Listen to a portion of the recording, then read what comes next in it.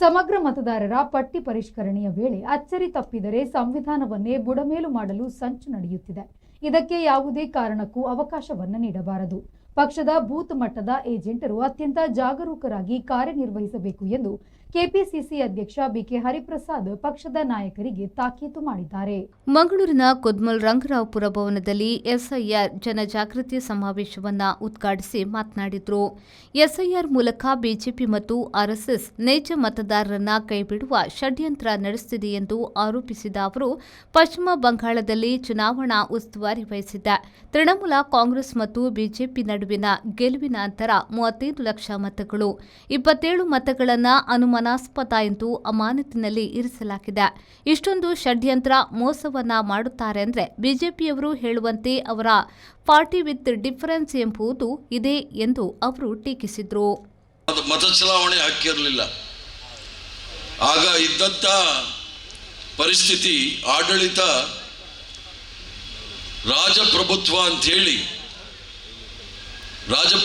ಅಂತ ಹೇಳಿದ್ರೆ ಒಬ್ಬ ಮಹಾರಾಜನಡಿಗೆ ಮಂತ್ರಿ, ಪಾಳ್ಯಗಾರ, ಜಮೀನ್ದಾರ್, ಈ ದೇಶ ಈ 4 ಜನದ ಮಾತ್ರ ಇತ್ತೆ ವಿನಃ ನಾವೆಲ್ಲರೂ ಸಹ ಗುಲಾಮರಾಗಿ ಜೀತದಾಳಗಳಾಗಿ ಇದ್ದಂಥ ಪರಿಸ್ಥಿತಿ ಬಹಳಷ್ಟು ಜನಕ್ಕೆ ಗೊತ್ತಿಲ್ಲ ಅಂತ ಕಾಣುತ್ತೆ.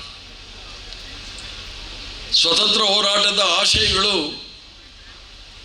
ನಾವೆಲ್ಲರೂ ಸಹ ಸ್ವತಂತ್ರರು, ಎಲ್ಲರೂ ಸಹ ಸಮಾನರು ಮತ್ತು ಎಲ್ಲ ಜಾತಿ, ಭಾಷೆ, ಧರ್ಮವನ್ನು ಮೀರಿ ಸೌಹಾರ್ದತೆಯಿಂದ ಬಾಳಬೇಕು ಅನ್ನೋ ಮೂಲ ಉದ್ದೇಶದಿಂದ ಮಹಾತ್ಮ ಗಾಂಧಿಯವರ ನೇತೃತ್ವದಲ್ಲಿ ಸುದೀರ್ಘವಾಗಿ ಸ್ವಾತಂತ್ರ್ಯ ಹೋರಾಟವನ್ನು ಮಾಡಿ ನಮ್ಮ ಪೂರ್ವಜರು ನೂರಾರು ಜನ ಪ್ರಾಣಾರ್ಪಣೆ ಮಾಡಿ ಲಕ್ಷಾಂತರ ಜನ ತ್ಯಾಗ ಬಲಿದಾನವನ್ನು ಮಾಡಿ ನಮಗೆಲ್ಲರೂ ಸಹ ಸ್ವತಂತ್ರವನ್ನು ಕೊಟ್ಟಿದ್ದಾರೆ. ಸ್ವತಂತ್ರವನ್ನು ಕೊಟ್ಟ ಸಂದರ್ಭದಲ್ಲಿ ರಾಜಪ್ರಭುತ್ವ ಹೋದ ನಂತರ ಅದಕ್ಕೆ ಯಾವ ರೀತಿ ಅಧಿಕಾರ ಇರಬೇಕು ಅಂದಾಗ ನಾವೆಲ್ಲರೂ ಸಹ ಪ್ರಜಾಪ್ರಭುತ್ವ ಅಂದರೆ ಅದು ಜನರಿಂದ ಜನರಿಗಾಗಿ ಜನರಿಗೋಸ್ಕರ ಅನ್ನೋಂಥ ಏನು by the people for the people to the people ಅಂತೇಳಿ ಇಂಗ್ಲೀಷಲ್ಲಿ ಹೇಳ್ತಾರೆ.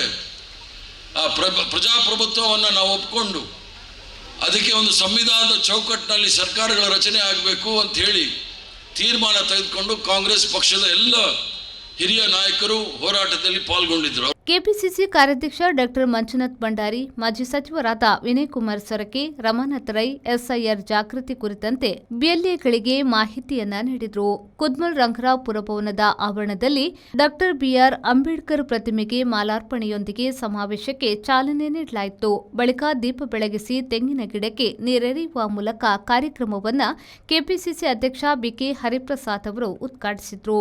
ಉದ್ಘಾಟನೆಯ ಬಳಿಕ ಬಿಎಲ್ಎಗಳಿಗೆ ಸಂವಾದ ನಡೆಯಿತು.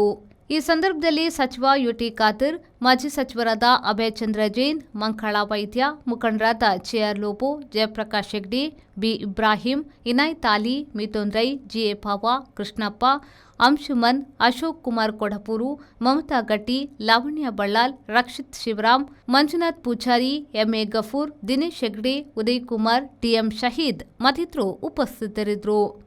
ಶರಸಾಲ್ಯನ್, ವಿ4 ನ್ಯೂಸ್, ಮಂಗಳೂರು.